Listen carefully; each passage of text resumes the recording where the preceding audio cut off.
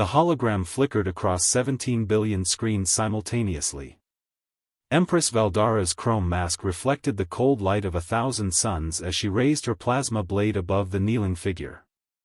"Let this be a lesson to all who dare defy the Galactic Empire," her voice echoed through the void, transmitted across star systems in real time.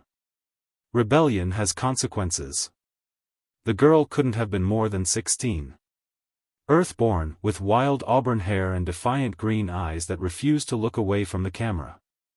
Her name was Maya Chen, a nobody from the Outer Rim who had broadcast a single message that somehow reached every corner of the galaxy: "We are not your subjects. We are human." 17 billion beings watched as the blade descended. The execution chamber fell silent except for the hum of recording drones. Valdara stepped back, satisfied. The girl's body dissolved into quantum particles, as was tradition for enemies of the state.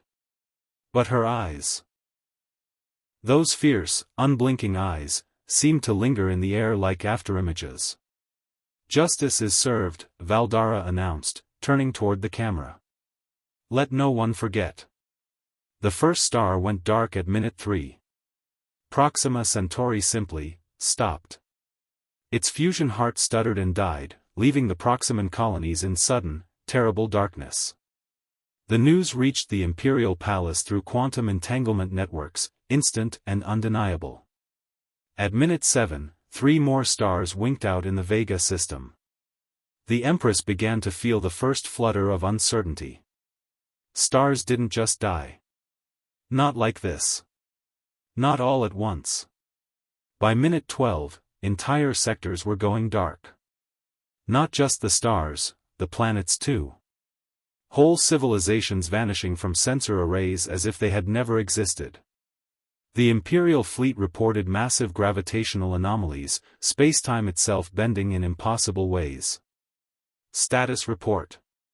Valdara commanded, her mask unable to hide the tremor in her voice.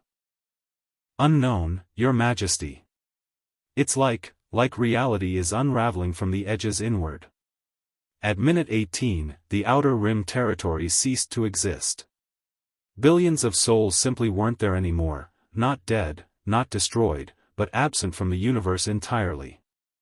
The wave of nothingness crept steadily toward the core worlds, consuming everything in its path.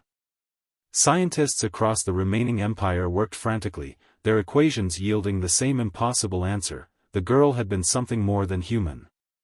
Her final thought, her dying wish, had somehow become reality itself.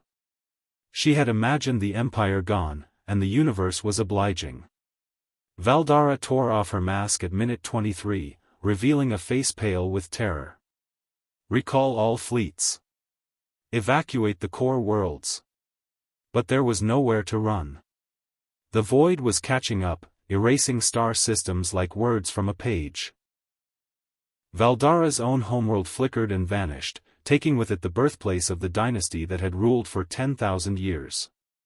At minute 26, only the Imperial Palace remained, floating impossibly in empty space where a solar system had been moments before. Valdara stood alone in her throne room, watching through the great windows as the last few stars died one by one. She thought of the girl's eyes. Those defiant, human eyes that had seen through 17 billion screens directly into her soul. "We are not your subjects," echoed Maya Chen's voice, somehow still broadcasting from the execution chamber. "We are human."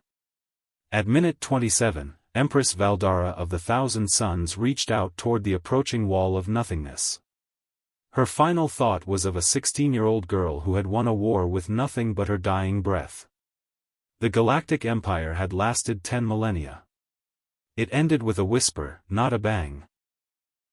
The simple declaration that some things cannot be conquered, no matter how many suns you rule. In the silence that followed, Maya Chen's last words continued to echo across dimensions, a testament to the power of a single human spirit: "We are human."